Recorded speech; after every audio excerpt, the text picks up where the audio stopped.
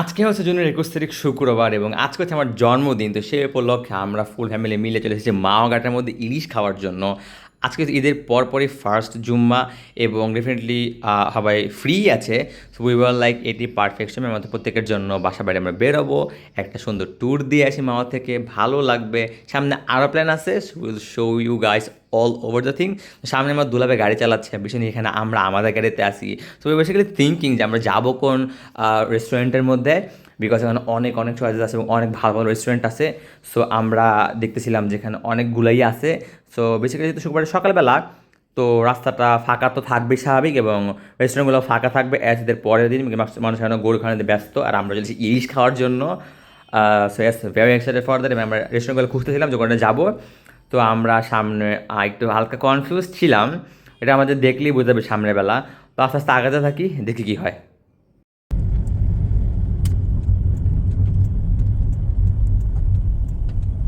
নিরিবিলি কই? ওই সামনে নিরিবিলি, ওই যে ওইটা গাড়ি রাখছে ওইটা। বলেন ক্লাস করে। ওয়াসিফ কোনটায় যাবা? আমি তো আর জানি না। তুমি ভালো নিরিবিলি, ভালো নিরিবিলি ভালো। এইখানে এইটা এটাই দাঁড়াও দাঁড়াও। এইখানে রাখবো।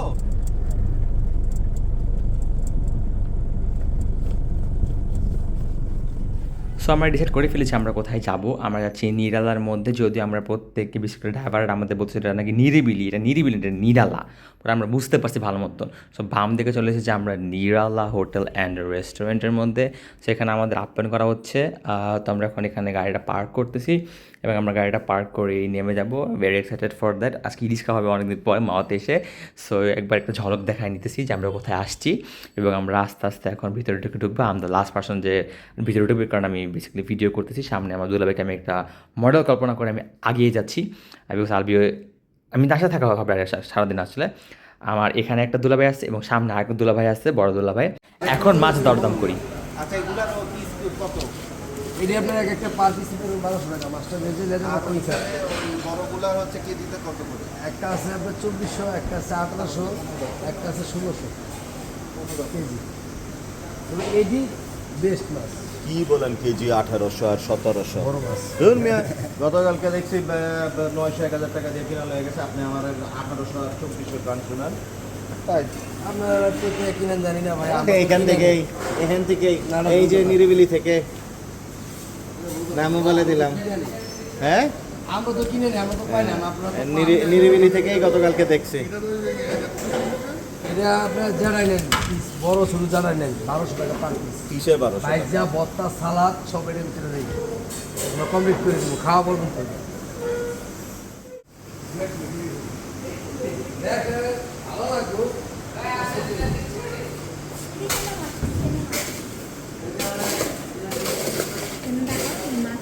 লাল লাগছে না, লাল লাল লাগছে না।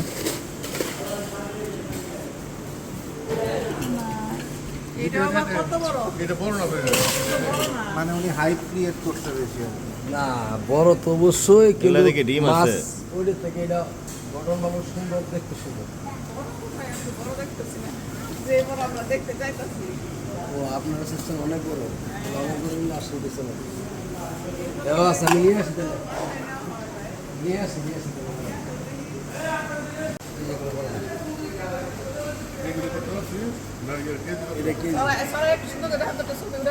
ছবি একটা না, ছবি আপনার যেমন মন সেমন উড়াই নিতে পারবেন।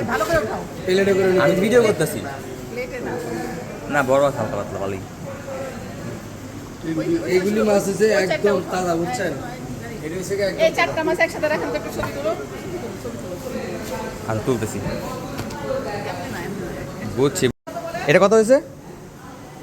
আমরা আরো আপনার কাছে ঠিক আছে এটা করুন, আরো আছে দেখুন আপনার ইলিশ কিনে তা তো অবশ্যই।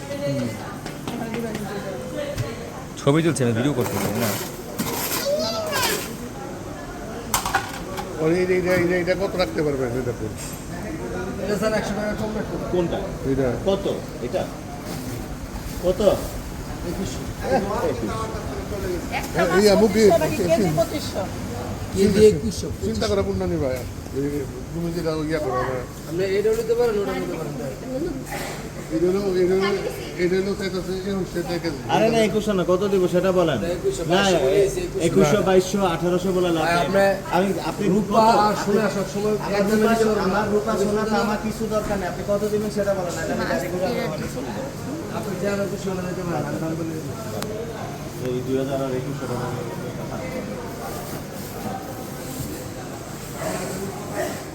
তো আমরা সবাই জানি যে মাওয়াতে গেলে ইলিশের দাম অনেক বেশি চাই, তো এখানে আসলে একটা চাপা থাকা দরকার দরদাম করার জন্য।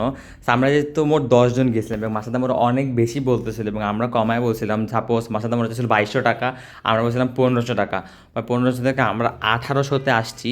তাও অনেক কষ্ট হয়েছে দরদাম করার জন্য, বিকজ তারা দাম ছাড়তেছিলই না। নট অনলি তারা বেগুনের দাম 5 টাকা বাড়াইছে, আগে 20 টাকা 25 টাকা করছে।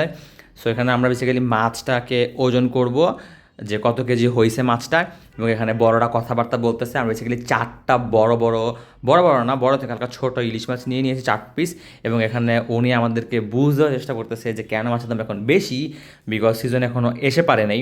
সো উই ওয়ার লাইক যে না, আমরা অনেকদিন পর আসছি, আমার মাছ আমাকে আইডিয়া আছে, আপনি দিয়ে দেন 1800 করে, 1800 তো অত কম না। সো পরে সে বলেছিল ঠিক আছে আপনারা 1900 টাকা দেন, পরে আমরা কোনো মধ্যে রাজি হইনি।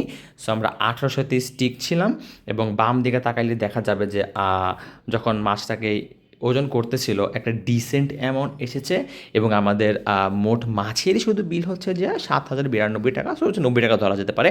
এবং মাছটাকে ডিসেন্ট অ্যামাউন্ট ছিল প্রায় 4 কেজির মতো, 4টা মাছ, মানে এক একটা প্রায় 950-এর মতো ছিল অ্যাপ্রক্সিমেট।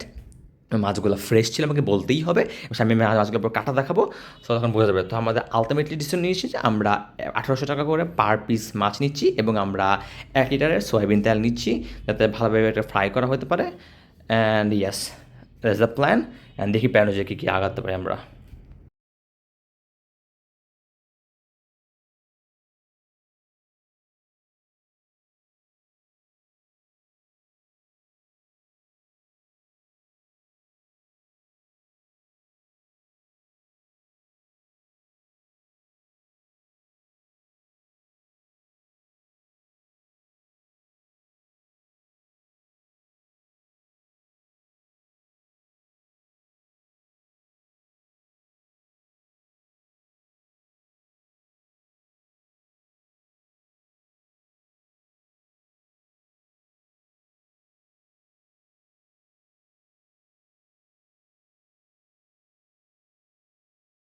সবার ফার্স্টে আমরা মাথা এবং যে ডিম ছিল ওগুলা নিয়ে নিয়েছি, এবং হালকা মরিচ এবং অনেকখানি হলুদ দিয়ে এটাকে নাড়ানো হচ্ছে, এবং পরবর্তীতে সয়াবিন তেল দেওয়া হচ্ছে প্রপার 1 লিটার। যদি 1 লিটার তেল লাগে না তাও কিছু করে না, কারণ কিনতে হবে 1 লিটারই, বিকজ ওরা তেল বেশি ইউজ করে।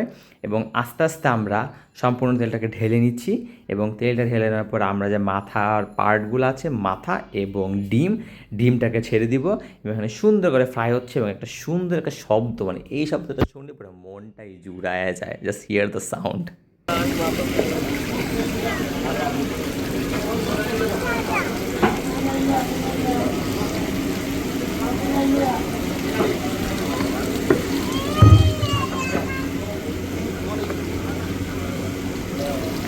এবং পরবর্তীতে দেখতে পাচ্ছি আমরা যেখানে আমাদের যে ডিম পার্টগুলো আছে এইগুলো হালকা একটু টেরিনেট করে এখন ডিম দেওয়া হবে।